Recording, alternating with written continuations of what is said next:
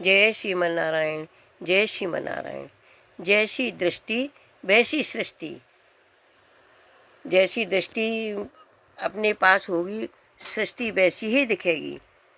इसके ऊपर एक कथा है। एकनाथ महाराज रामायण के सुंदरकांड की कथा कर रही थी। एक सुंदरकांड में सभी कुछ सुंदर है, सभी कुछ सुंदर है। सुंदरकांड का यह नाम इसलिए रखा गया कि इसमें हनुमान जी को माता सीता जी की पराभक्ति के दर्शन हुए हैं। ब्रह्मचर्य और राम नाम हो तो इस संसार सागर को पार किया जा सकता है। हनुमान जी जैसे ही इस सागर को पार कर सकते हैं। सागर पार करके हनुमान जी अशोक वन में आए, अशोक वाटिका में आए। एकनाथ महाराज कथा कहती हैं कि जब एकनाथ जी महाराज जब कथा कह रहे थे तो वहाँ पर हनुमान जी वेश बदल के कथा सुनने के लिए जाते थे। तो जब एकनाथ जी ने कथा कही, कथा में निकला था रामायण में कि जब अशोक वाटिका में सीता जी वहाँ पे बैठी थी तो उसमें सफ़ेद कलर के पुष्प खिल रही थी।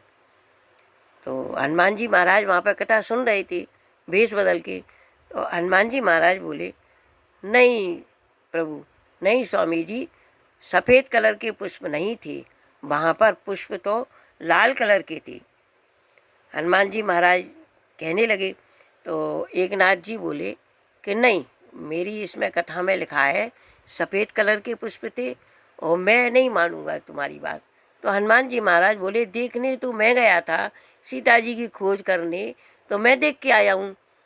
तो एकनाथ जी बोले, अरे कहीं ऐसे कैसे, हाँ ठीक है तुम देखने गए, लेकिन मेरी रामायण में लिखा है राम भगवान से जब मुँह आमना सामना करवा दोगे तभी मैं मानूंगा, नहीं मैं नहीं मानूंगा। मेरी में जो लिखा है कि सफ़ेद कलर के पुष्प थे तो सफ़ेद ही थे। हनुमान जी महाराज बोले नहीं, लाल थी। दोनों में आपस में झगड़ा होने लगा।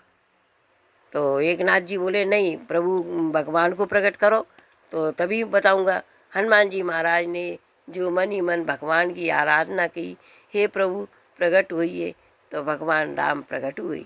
जब प्रकट हुए भगवान राम तो हनुमान जी महाराज बोले कि मैं कह रहा था अशोक वाटिका में लाल कलर के पुष्प थे और जी कह रहे हैं कि सफ़ेद पुष्प थे।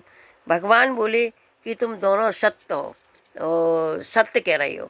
तो हनुमान जी महाराज और एकनाथ जी बोले, ऐसे कैसे बताओ। भगवान बोले, जैसी दृष्टि वैसी सृष्टि। हनुमान जी तो क्रोध भरी दृष्टि से और लंका में गए थे, उन्हें हर चीज़ लाल ही लाल दिख रही थी। क्रोध में हर चीज़ लाल ही लाल दिख रही थी। तो इनको इसलिए पुष्प लाल दिखे और वास्तव में पुष्प सफ़ेद ही थे। तो इसीलिए कहा है जैसी दृष्टि वैसी सृष्टि।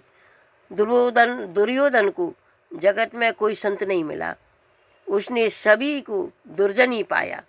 युधिष्ठिर को कोई दुर्जन नहीं मिला, उसने सभी को सज्जन पाया।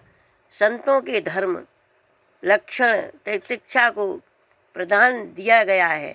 शयन करोगे तो सुखी रहोगे, संतों का चरित्र पढ़ो।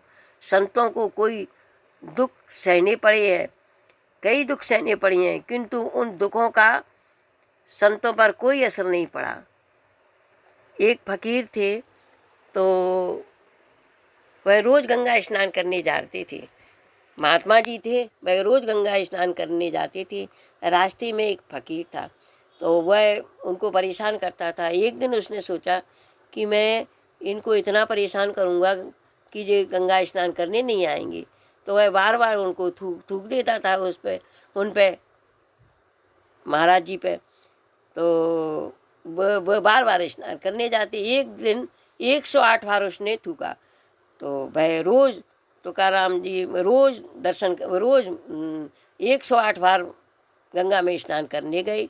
गंगा में स्नान करने गए, गंगा मैया से बोले, धन्य माँ, आज तुमने मेरे को 108 बार स्नान करवा दिया। स्नान करके आए तो वह फकीर चरणों में गिर गया कि साक्षात प्रभु के दर्शन तो मैंने आज किए हैं।